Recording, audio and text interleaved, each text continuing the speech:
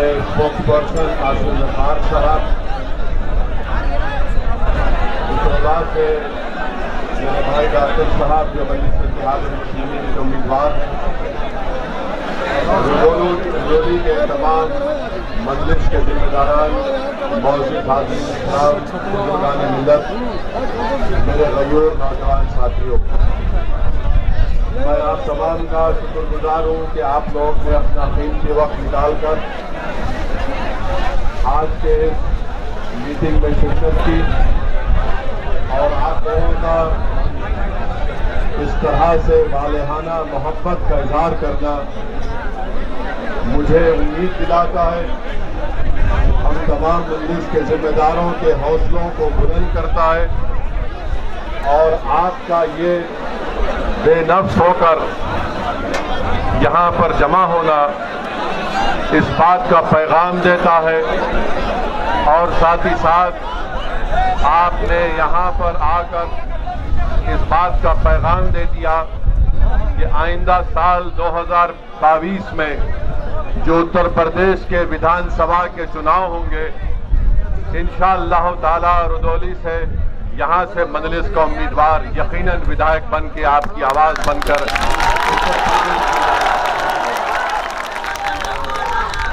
मेरे अजीज दोस्तों, मेरी इज्जतदार माँ और बहनों, मैं ज्यादा वक्त आपके दरमियान में नहीं रहूंगा, बस चंद अहम बातें आपसे करकर यहाँ से रुखसत हो जाऊंगा। मजलिस आने वाले विधानसभा के चुनाव में पूरी ताकत और पूरी तैयारी के साथ जनाब मोहतरम शौकत अली की क़यादत में विधानसभा के इलेक्शन को लड़ेगी। ये बात मैं इसलिए कह रहा हूं कि जो मजलिस के मुखालिफीन है वो इस बात को समझ ले कि ये वो मजलिस नहीं है जो 2017 में विधानसभा के इलेक्शन में हिस्सा ली थी। इस 5 साल के अरसे में मजलिस ने अपने संगठन को मजबूत किया। मजलिस का पैगाम उत्तर प्रदेश के घर घर पहुंच चुका है। मजलिस ने अपनी तंजीम को अपनी जमात के लोगों की मेहनत और जुस्तजू की बुनियाद पर पहले से ज्यादा आज उत्तर प्रदेश में मजबूत है और हमारा आपको यही पैगाम है, यही आपसे इल्तिजा और गुजारिश है कि उत्तर प्रदेश में मजलिस की पहली कोशिश ये है कि यहाँ से आपकी मुस्लिम अक़लियत की एक सियासी लीडरशिप बने। मैं आपको ये बात बताना जरूरी समझता हूँ कि उत्तर प्रदेश भारत का सबसे बड़ा स्टेट है, प्रदेश है। यहाँ पर हर बिरादरी की, यहाँ पर उनकी एक सियासी ताकत है, उनकी एक पहचान है। अगर उत्तर प्रदेश में अगर किसी की सियासी लीडरशिप नहीं है, किसी की सियासी आवाज नहीं है, किसी के आवाज की अहमियत नहीं है, किसी के आंसुओं की अहमियत नहीं है, अगर कोई यतीमी और लाचारी के माहौल और मायूस हो रहा है तो वो उत्तर प्रदेश का मुसलमान है। और मजलिस ये चाहती है कि आप जमहूरियत को मजबूत करें। भारत की जमहूरियत कैसे मजबूत होगी? भारत की जमहूरियत उस वक्त मजबूत होगी जब सबको उसमें हिस्सेदारी का उसमें हिस्सा मिलेगा। उत्तर प्रदेश में सबको अपना अपना हिस्सा मिल गया। अगर किसी के साथ इंसाफ नहीं हुआ, किसी को उनका हिस्सा नहीं मिला, तो मैं ये साफ तौर पर कह रहा हूं कि उत्तर प्रदेश के मुसलमान हैं जिनको अभी तक उनका हिस्सा नहीं मिला। और क्यों नहीं मिला? इसलिए नहीं मिला कि आपने पिछले 60 साल से सेकुलरिज्म के झूठे वादे पर आपने मुख्तलिफ पार्टियों को वोट दिया। कभी आपने कांग्रेस को वोट दिया, उनको नेता बनाया, विधायक बनाया, सांसद बनाया, मुख्यमंत्री बनाया, कभी आपने उनको प्रधानमंत्री बनाया, कभी आपने बीएसपी को वोट दिया, उनका मुख्यमंत्री बनाया, आपने समाजवादी पार्टी को वोट दिया, उनका मुख्यमंत्री बनाया। मगर आप अपने दिल पर हाथ रखकर सोचिए कि आपका पूरे उत्तर प्रदेश में आपका कौन है नेता, कौन है आपकी आवाज, कहां है आपकी सियासी ताकत? आज उत्तर प्रदेश में आपके वोट की अहमियत नहीं है, आपके आंसुओं की अहमियत नहीं है, आपके मसाइल की अहमियत नहीं है। मैं ये कहने पर मजबूर हूं कि उत्तर प्रदेश में अगर सबसे कम पढ़े लिखे अगर कोई है तो मुसलमान है। आखिर क्यों कम पढ़े लिखे मुसलमान है? क्या इसका जिम्मेदार असदुद्दीन ओवैसी है? अगर उत्तर प्रदेश में सिर्फ 2% बच्चे ग्रेजुएट होते हैं तो क्या उसका जिम्मेदार असदुद्दीन ओवैसी है?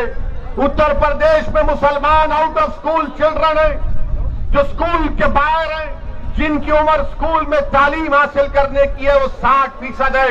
उसका जिम्मेदार कौन है? उसका जिम्मेदार असदुद्दीन ओवैसी है। उत्तर प्रदेश की जेलों में सबसे ज्यादा अगर दलित भाइयों के साथ अगर कंडक्ट ट्रायल है तो मुसलमान है। इसका जिम्मेदार कौन है? इसका जिम्मेदार किसी हद तक हमको भी अपने गिरबान में झांक कर देखना है। मैं आपको पैगाम देने आया हूं मेरे अजीज दोस्तों और बुजुर्गों, यकीनन फिरका परस्ती को हराना है, फिरका परस्ती को हराना है।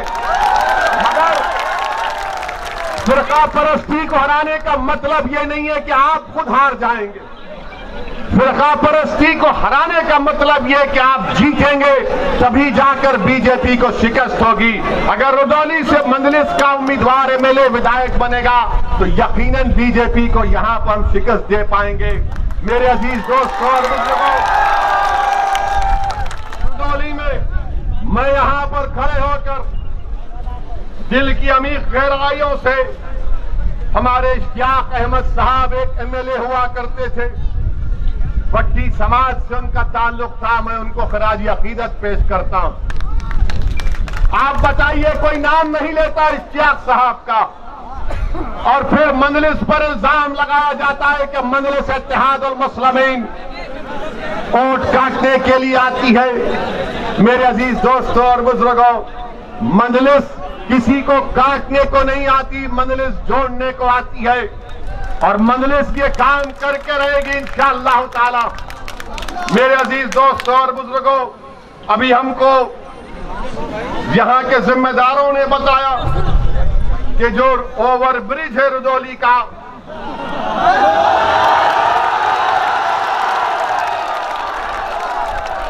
अब आप जाकर समाजवादी के लोगों से पूछेंगे ओवर ब्रिज क्यों नहीं बना 2 साल से, तो 5 साल से, तो बोलेंगे ओवैसी यहां से गया था इसलिए नहीं बना। ओवर ब्रिज नहीं बना, और जो मुख्यमंत्री बाबा हैं,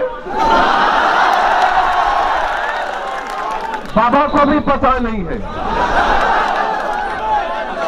बाबा को बोलेंगे ओवर ब्रिज तो बाबा बोलेंगे नाम बदल दो। यानी हमारा हाल ऐसा हो गया है। और फिर ओवर ब्रिज नहीं होने की बिना पर हाईवे पे आने के लिए लंबा सफर 10 किलोमीटर का करना पड़ता है। और दूसरी बात यह है कि यहां पर जो कम्युनिटी हेल्थ सेंटर है, माशाअल्लाह खंडेर में तब्दील हो चुका है। मेरे अजीज दोस्तों और बुजुर्गों, पाइपलाइन के लिए रोड खोद दी गई है, मगर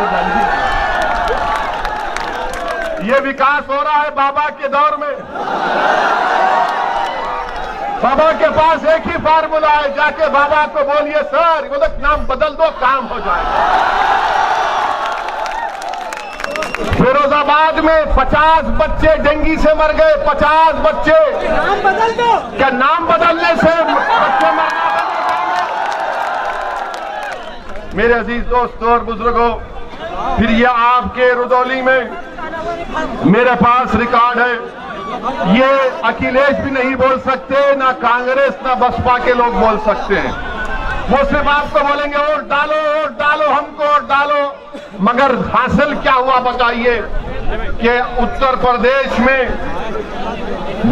माइनॉरिटीज के लिए, जिसमें मुसलमान भी शामिल हैं, 2019-20 में मोदी सरकार ने बाबा की सरकार को 116 करोड़ रुपए दिए कि मुसलमानों के उन गांवों में जहां पर 25% माइनॉरिटी रहते काम कराओ, स्कूल बनाओ, अस्पताल बनाओ।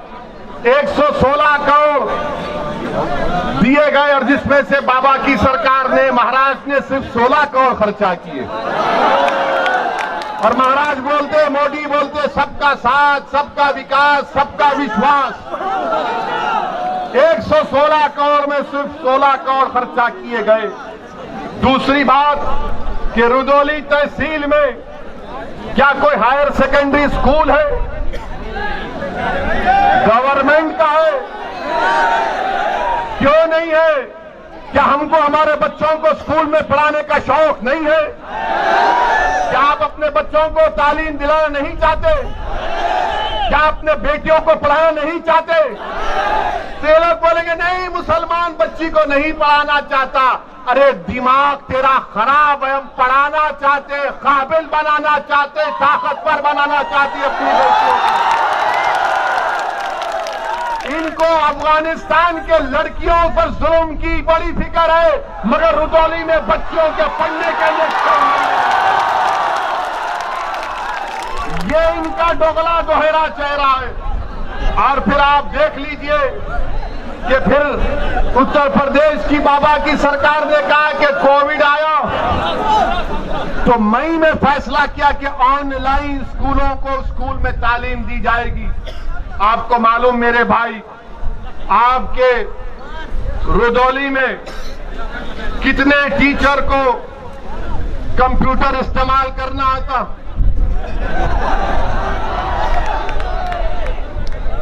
कितनों को आता है? ये हाल यहां पर इस तरह का करके रखिए। और आप ये भी देख लीजिए कि जो हेल्थ की बात है, हेल्थ की बात में रुदौली में 255 सब सेंटर है, 40 प्राइमरी हेल्थ केयर सेंटर है, 5 कम्युनिटी हेल्थ सेंटर है, कोई सब डिविजनल हॉस्पिटल नहीं है, 4 डिस्ट्रिक्ट हॉस्पिटल है। तो योगी आदित्यनाथ की सरकार बनने के बाद कितने आपने खोले बताओ? कितने आपने खोले बताओ? जब आप जवाब दे रहे हैं तो सच्चाई पर मुबन्नी होगा।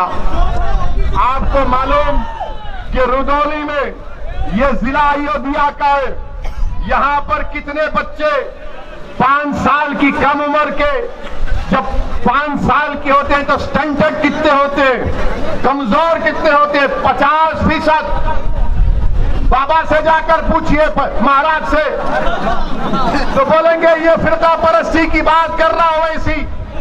मैं चैलेंज से कह रहा हूं कि 50% 5 साल के कम उम्र के बच्चे स्टंटेड है अयोध्या डिस्ट्रिक्ट में। कौन सी हुक्मरानी बीजेपी उत्तर प्रदेश में कर रही? और फिर वेस्टेड बच्चे 19%, अंडरवेट यानी जो उम्र में वजन उनका होना चाहिए कितने मालूम आपको? 45%।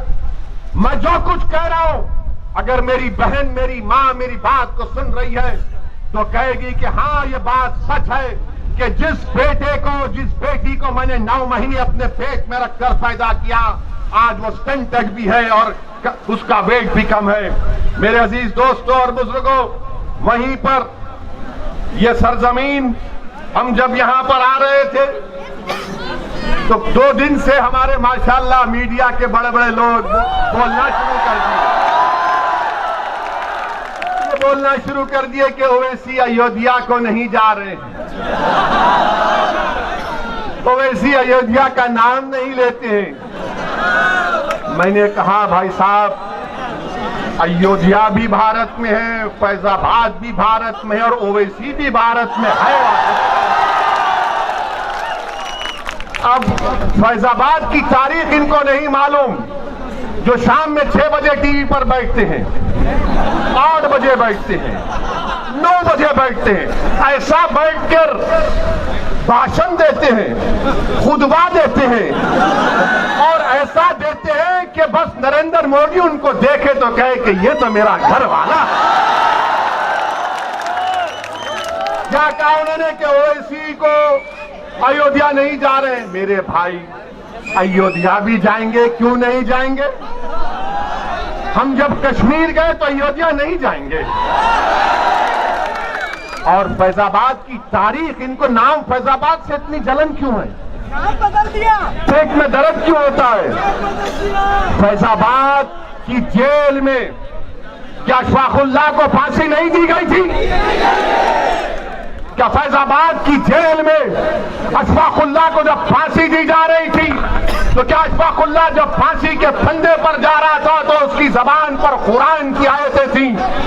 जब अशफाकुल्लाह फांसी के फंदे पर गया तो रास्ते में जेल के लोगों से मिलकर कहा कि खुदाफिज, मैं अपने रब से मिलने जा रहा हूं। क्या अशफाकुल्लाह ने जब फांसी का फंदा लेकर उसको चूमा और अपने गले में डाला तो पूछने वाले ने पूछा कि बता मरने वाले, तेरी आखिरी ख्वाहिश क्या है? तो अशफाकुल्लाह ने क्या ये नहीं कहा कि ला के रख दे खाके वतन मेरे कफन में? ये मोहब्बत के मज़ार है अशफाकुल्लाह ने। ये हमको बोलना पड़ता है, वरना ये 6 बजे 8 बजे 9 बजे बैठकर जो चीखे मारते हैं, जो पुकारते रहते हैं कि हाँ माई बाप देख लो हमको आपकी तारीफ में बोल रहे हैं, इनको बचाना पड़ेगा। इनको बताना पड़ेगा कि ये लोग बात करते हिंदू और मुसलमान के इत्तेहाद की मोहब्बत की, यकीनन वो पैदा होना चाहिए। और कैसे पैदा होगा? अशफाकुल्लाह और राम प्रसाद बिस्मिल की दोस्ती कैसी थी? राम प्रसाद बिस्मिल अशफाकुल्लाह एक मंदिर के पास बैठे थे शाम के वक्त, एक मुसलमान आ गए मंदिर पर हमला करने के लिए, तो अशफाकुल्लाह ने अपना रिवॉल्वर निकाल कर कहा, खबरदार तुम मंदिर पर हमला नहीं करोगे वरना अशफाकुल्लाह फायर करेगा। ये मोहब्बत की मिसालें थी। क्या आपको मालूम नहीं? सुनिए, मैं थाली बजाने के लिए या आपसे दाद हासिल करने के लिए यहाँ पर नहीं आया हूँ। मैं तुम्हारी थालियों का मोहताज ना कभी था ना कभी रहूंगा। मैं किसी का मोहताज हूँ तो अल्लाह का मोहताज हूँ। मैं तुमको आपको बताने आया हूँ कि अपने दिलों में एक इनकलाब पैदा करो, अपने दिलों में एक तब्दीली पैदा करो। अगर जिंदा हो तो जिंदा कौम की मिसाल बनो, अगर जिंदा हो तो हरकत करो, अगर जिंदा हो तो अपनी पार्टी का वोट दो, अगर जिंदा हो तो तोड़ दो ये तमाम गुलामी की कैदियों की जंजीरों को जो 60 साल से तुमको डरा डरा कर तुम्हारा वोट हासिल करके हमको बर्बादी के तहने पर लाकर खड़ा कर दिया। मेरे अजीज दोस्तों और बुजुर्गों, अशफाकुल्लाह शहीद को एक मुसलमान जेलर जाकर अशफाकुल्लाह से कहता है कि अशफाकुल्लाह तुम गवाही माफी बन जाओ, तुम ये तमाम जो दीगर हिंदू हैं जिन पर काकोरी ट्रेन का मुकदमा हुआ तुम उनके खिलाफ बोलो। तो अशफाकुल्लाह ने कहा, मैं एक मुसलमान हूं और बाकी मेरे साथी हिंदू हैं, मैं अपने आप को गिरने नहीं दूंगा, ना अपनी कौम को गिरने दूंगा। मैं अंग्रेजों के खिलाफ था और रहूंगा। मेरा ख्वाब है कि मुल्क आजाद हो। मैं आज रुदौली में खड़े होकर आप तमाम से अपील कर रहा हूं कि अगर हम अशफाकुल्लाह के ख्वाबों को पूरा करना चाहते हैं, अगर हम राम प्रसाद पंडित राम प्रसाद बिस्मिल के ख्वाबों को पूरा करना चाहते हैं, तो अशफाकुल्लाह ने ये ख्वाब देखा था। अशफाकुल्लाह ने ख्वाब देखा था कि मुल्क जब आजाद होगा तो यहाँ पर सबको उनका हिस्सा मिलेगा। अशफाकुल्लाह ने ख्वाब देखा था कि मैं फांसी के फंदे पर चढ़ जाऊंगा, 27 साल की उम्र में अपनी जवानी को इस मुल्क पर कुर्बान कर दूंगा, मगर आने वाले नौजवानों का मुस्तकबिल खराब नहीं होगा। नौजवानों, रुदौली के गय्योर नौजवानों, उत्तर प्रदेश के मेरे गय्योर नौजवानों, तुमको अशफाकुल्लाह के ख्वाबों को पूरा करना है। तुमको पंडित राम प्रसाद बिस्मिल की तरह उस मोहब्बत की निशानियों को बताना है। और मोहब्बत होगी तो गुलामी नहीं होगी, हिस्सेदारी की मोहब्बत होगी, हिस्सेदारी की मोहब्बत होगी। ख्वाब अशफाकुल्लाह ने देखा था, अब उन ख्वाबों को पूरा करना आपकी जिम्मेदारी है। ख्वाब देखना शुरू करो और ख्वाबों को पूरा करने के लिए जिद्दोजहद करना पड़ेगा। यकीनन रास्ते में मसाइब और मुश्किलात आएंगे, कोई रास्ता आसानी से हम अपनी मंजिल मकसूद को आसानी तक नहीं पहुंच पाएंगे। जुस्तजू करना पड़ेगा, जिद्दोजहद करना पड़ेगा, ईसार और कुर्बानियों के मज़ारे करना पड़ेगा। मेरे अजीज दोस्तों और बुजुर्गों, जब हम अपने इन ख्वाबों को पूरा करेंगे तब जाकर हम एक सियासी कुव्वत बनकर यहां पर उभरेंगे। मेरे अजीज दोस्तों और बुजुर्गों, मैं आपको यह भी बताना चाहूंगा कि रुदौली में यहां पर जहां पर हमने इश्तियाक अहमद साहब का जिक्र किया तो रुश्दी मियां का भी जिक्र करना। मैं उनके खिलाफ नहीं हूं, बिल्कुल नहीं हूं, वो हमारे भाई हैं, दोस्त नहीं, हम जानते भी नहीं हैं उनको। मगर मैं समाजवादी पार्टी से पूछना चाहता हूं, समाजवादी पार्टी के अखिलेश यादव ये कहते हैं कि ओवैसी की जबान से जो अल्फाज निकलते हैं वो बड़े कड़वे होते हैं। अखिलेश यादव आ जाओ रुदौली में, तुम एक तरफ मैं एक तरफ, इस जनता को बात करेंगे, बोलेंगे तुम डराने की बात करते हो, मैं उम्मीद दिलाने की बात करता हूं। तुम भगाने की बात करते हो, मैं कहता हूं पीठ नहीं सीना दिखाओ। तुम जहालत की बात करते हो, मैं इल्म की बात करता हूं। तुम डराने की बात करते हो, मैं इत्तेहाद की बात करता हूं। ये मजलिस इत्तेहाद और मुस्लिमीन का पैगाम। और यहां पर आप जानते हैं कि पहली मर्तबा अब्बास अली जैदी रुश्दी मियां जब हारे तो 1000 वोट से हारे। 5 साल के बाद जब 2017 में इलेक्शन हुआ तो रुश्दी मियां 31,000 वोट से हार गए। मैं तो नहीं रहा था ना अखिलेश। तो यादव ने, रुदौली के हमारे यादव भाइयों ने फैसला किया कि समाजवादी तो यादवों की पार्टी है, अखिलेश यादवों का हमारा नेता है, मगर रुदौली से यादव नहीं है, रुश्दी मियां है, इसलिए हम बीजेपी के यादव को वोट देंगे। ये हकीकत है ना, ये सच कह रहा हूं ना मैं? क्या मैं सच कह रहा हूं? क्या मैं झूठ कह रहा हूं? तो फिर आप 22 के चुनाव में क्या करेंगे? फिर आप किसको वोट देंगे? आप किसको वोट देंगे? आप ये काम करके दिखाना है, सिर्फ जज्बात में आकर नहीं कहना है, बल्कि कामयाब करना है अपनी पार्टी को। जिस तरह बिहार में हमारे 5 विधायक कामयाब हुए और बिहार में कामयाबी के बाद बिहार की विधानसभा में अख्तर ईमान की क़यादत में मजलूमों की आवाज बनकर, कमजोरों की आवाज बनकर, यतीमों के इंसाफ के लिए मजलिस बिहार के विधानसभा में आवाज उठा रही है। जब यादव एक हो चुका है, बीजेपी के कैंडिडेट को हराने के लिए रुश्दी मियां को हरा दिए। मेरे अजीज दोस्तों और बुजुर्गों, मेरी आपसे गुजारिश है कि मुत्तहिद रहिए, अपने वोट का सही इस्तेमाल करिए, डरने और घबराने की जरूरत नहीं है। ये समाजवादी पार्टी हो, बीएसपी हो या फिर कांग्रेस हो या बीजेपी हो, इनको एक ही बात की तकलीफ है कि पूरे भारत में मुसलमानों की कोई पॉलिटिकल लीडरशिप ना बने। मैं यहां पर अपनी शोहरत के लिए नहीं आया हूं, अल्लाह जानता है। मैं आपको नेता बनाने के लिए आया हूं कि आपकी सफों से कोई कायद उठ जाए जो 1 साल 2 साल नहीं बल्कि रहती दुनिया तक तुम्हारी आवाज बने।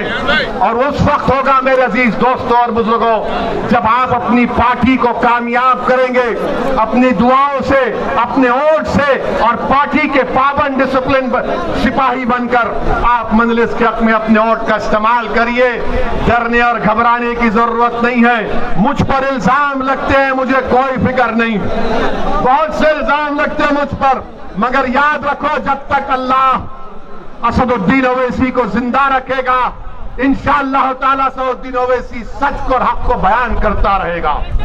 अल्लाह जब तक मेरे जिस्म में आखिरी सांस को रखेगा, मैं आपके हक के लिए लड़ता रहूंगा। मुझे नहीं मालूम कि मेरी जिंदगी का चिराग कब गोल हो जाए, मगर रुदौली के नौजवानों, उत्तर प्रदेश के गैयोर नौजवानों, उत्तर प्रदेश के मेरी इज्जतदार मां और बहनों, कौम और मिल्लत के जिम्मेदारों, मैं तुमसे भीख मांगने आया हूं, मुत्तहिद हो जाओ। आज तुमको मुत्तहिद होना है। ये फैजाबाद अयोध्या है। अगर कोई मुझसे सवाल करता है तो याद रखो, इसी अयोध्या में 6 दिसंबर को हमने भी देखा, सारी दुनिया ने भी देखा क्या हुआ। आज उसका जिक्र करने से डरते हैं सेकुलर पार्टी के लोग, जिक्र करने से डरते हैं, डरा डरा कर वोट हासिल करते हैं। अरे याद रखो, वो कौम जो नवासा रसूल को जन्नत का शहजादा मानती है, क्या वो कौम डरेगी इन लोगों से? क्या तुम डरोगे इन लोगों से? इंसान से नहीं डरना, सिर्फ रब्बे कायनात से डरने का हुक्म सिखाया गया। सिर्फ रब्बे कायनात से डरना है, किसी से भी नहीं, ओवैसी से भी नहीं। हाँ, अगर ओवैसी की जबान से अगर सच निकल रहा है तो उस पर गौर करो, उस पर गौर करो। अगर गलत है तो कोई बात नहीं, अगर सच है तो उसको कबूल करो। मेरे दिल में नहीं है, मेरी ताकत, मुझे अल्लाह ने इतनी ताकत नहीं दी है कि मैं तुम्हारे दिलों को मोड़ सकूं। दिलों को मोड़ने वाला तो रब्बे कायनात है। मेरे अजीज दोस्तों और बुजुर्गों, हिम्मत और हौसले को बुलंद रखिए। इलेक्शन जैसा करीब करीब आएगा। आज अभी हम प्रेस कॉन्फ्रेंस लिए, अतीक अहमद साहब जो 5 बार के विधायक हैं, 1 बार के सांसद हैं, वो आज मजलिस इत्तेहादुल मुस्लिमीन में शामिल हुए हैं। तो हमने उनका खैर मुकद्दम किया, वेलकम किया, और मीडिया के हमारे लोग आए थे लैला को सुनने के लिए। तो हम उनके सवाल करने से पहले उनको बता दिया कि भाई साहब, आप सवाल मत करिए, आपके दिल में जो जवाब है वो हम आपको बता ही देते हैं। हमने उनसे कहा कि बीजेपी उत्तर प्रदेश के जो एमएलए है, 37% बीजेपी के एमएलए के ऊपर क्रिमिनल केसेस हैं। 37%। हमने कहा 116 एमपी बीजेपी के, उन पर भी केस है। और फिर हमने उनको ये भी बता दिया, ये शुरू हो जाते, देखो बाहुबली को ला लिए, फुला को ला लिए। देखिए, बल्कि जिस किसी का नाम अतीक होगा, शहाब होगा, मुख्तार होगा, वो गैंगस्टर होगा, बाहुबली होगा। और जिसका नाम प्रज्ञा, अजय, कुलदीप, संगीत, सुरेश, कपिल होगा, वो क्या होगा? लोकप्रिय नेता होगा। यानी अतीक का ताल्लुक एक कमजोर समाज से है। अगर अतीक का ताल्लुक एक ताकतवर समाज से होता, और अगर अतीक अहमद मुजफ्फरनगर के कांड से पहले तकरीर करते या गोरखपुर में वो तकरीर करते, तो हो सकता कि महाराज उन पर केस विड्रॉ कर लेते, क्योंकि उत्तर प्रदेश के मुख्यमंत्री ने अपने आप पे से केस विड्रॉ कर लिया और बीजेपी के 70 से ज्यादा मुकदमे वापिस ले लिए मुजफ्फरनगर के कांड। तो मेरे अजीज दोस्तों और बुजुर्गों, ये तमाम इनके कारनामे हैं। मेरी आपसे गुजारिश है कि आपको डराया जाएगा बीजेपी से, मोदी से, योगी से। हम तो आए हैं उत्तर प्रदेश से बीजेपी को हराने के लिए इंशाअल्लाह ताला। मजलिस का मकसद ये है कि बीजेपी की सरकार ना बने, उत्तर प्रदेश से योगी दोबारा मुख्यमंत्री ना बने। क्यों ना बने? क्योंकि योगी आदित्यनाथ की सरकार ने गंगा में लाशें बह रही थी, ऑक्सीजन नहीं था, दवाएं नहीं थी, जलाने के लिए लकड़ी नहीं थी, दफनाने के लिए जमीन नहीं थी। और अगर किसी गरीब ने इन तमाम की नहीं होने की बिना पर नदी के किनारे जमीन पर दफना दिया, तो दुनिया ने देखा कि कुत्तों ने किसी के बाप और भाई और बहन की लाशों को लोच लोच कर खाया। ये हुआ है। इसीलिए बीजेपी की मुखालिफत करना है। मंदलिस के हक में अपने वोट का इस्तेमाल करिए, मंदलिस को कामयाब करिए, ये सेकुलरिज्म की कामयाबी होगी। पार्लियामेंट में आपने देख लिया, कोई आकर ये कहेगा इस सेकुलर पार्टी का, अरे ओवैसी के तो 2 MP हैं, क्या खोल लेगा। अरे भारत की पार्लियामेंट देखती है कि असदुद्दीन ओवैसी के साथ इम्तियाज चली जाए, दूसरी तरफ मोदी के 300 है, मगर जब एक तुम्हारा भाई टोपी और दाढ़ी के साथ खड़ा हो जाता है तो 300 में दर्द शुरू हो जाता है। और हम किसी मजहब के खिलाफ नहीं बोले, आज तक ना बोलेंगे इंशाअल्लाह ताला। मैं तो मिसाल दिया कि अशफाकुल्लाह की और बिस्मिल की मिसाल आपको दिया, मगर याद रखो ये लोग क्या बोलते कि मिल जाओ, मिलेंगे, दिल मिले हुए हैं, मगर हिस्सेदारी चाहिए। 19% यादव हैं, 19% मुसलमान हैं, 9 या 10% यादव हैं, मगर मुख्यमंत्री आपका ही बनेगा और हमको चपरासी की भी नौकरी नहीं मिलेगी, हमारे बच्चों को स्कूल नहीं मिलेगा, वो ओवरब्रिज नहीं बनेगा, कुछ नहीं बनेगा। आप एक बार अच्छा फैसला करके आने वाले विधानसभा के चुनाव में आप अपना एक अकॉर्ड पतंग के निशान पर बटन दबाइए, अपनी पार्टी को कामयाब करिए। और लोग हमसे पूछते आप मिलते क्यों नहीं समाजवादी पार्टी से, हम उनसे कहते हैं जाके पूछ वकील से, बात करने तैयार है, बात करेंगे। बोले बीएसपी से बात करो, हम बोले पूछो, तैयार है, बात करेंगे। मगर अगर आप ये समझेंगे कि आपकी पार्टी में जो नाम निहाद मुसलमान है उनकी तरह तुम मुझसे बर्ताव करोगे तो भूल जाओ, मैं मरना पसंद करूंगा मगर अपनी इज्जत का सौदा नहीं कर सकता। बराबरी से बात होगी, हिस्सेदारी की बात हो रही है। आप मुझे कोई खैरात नहीं देंगे, मेरा हक मैं हासिल करूंगा इंशाअल्लाह ताला। मेरे अजीज दोस्तों और बुजुर्गों, हिम्मत और हौसले को बुलंद रखिए। अच्छा, उत्तर प्रदेश के चुनाव आ रहे हैं तो इसमें अब शुरू हो जाएगा ये तालिबानी तालिबानी तालिबानी, सुना आपने, बोल रहे हर एक को। अरे हम तो बोल रहे तालिबान को तुम बैन क्यों नहीं करते। हम तो मोदी जी से पूछे क्या तालिबान टेररिस्ट ऑर्गेनाइजेशन है नहीं है, बताओ देश को। अगर है तो डालो यूएपीए में, नहीं है तो अपने इन चमचों को खामोश बिठाओ। बोले जाते हैं, हमारे सामने आकर नहीं बोलते क्योंकि उनको हम पूछते हैं ये क्या है, ये क्या है। हम में और दूसरों में बहुत फर्क है। मेरे अजीज दोस्तों और बुजुर्गों, अपने हिम्मतों को बुलंद रखिए, डर को अपने करीब आने मत दीजिए। एक बार एक तब्दीली पैदा करो आप। ये तारीखी शहर है, ये औलिया अल्लाह की सरजमीन है। यहाँ पर हमारे बहादुरों ने अपनी तारीख को रकम किया है, दोबारा एक तारीख को रकम करिए।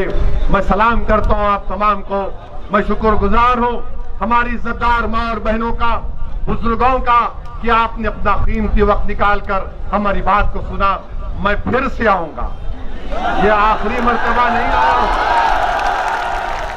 अगर सपा बीएसपी बीजेपी के लोग समझ रहे हैं कि दोबारा नहीं आऊंगा, मैं आऊंगा, बार बार आऊंगा, हर बार आऊंगा, आपके दिल में जगह बनाकर जाऊंगा और आप में से किसी को इंशाअल्लाह अल्लाह विधायक बनाएगा मंजलिस के टिकट पर इंशाअल्लाह। अस्सलाम वालेकुम व रहमतुल्लाहि व बरकातहू।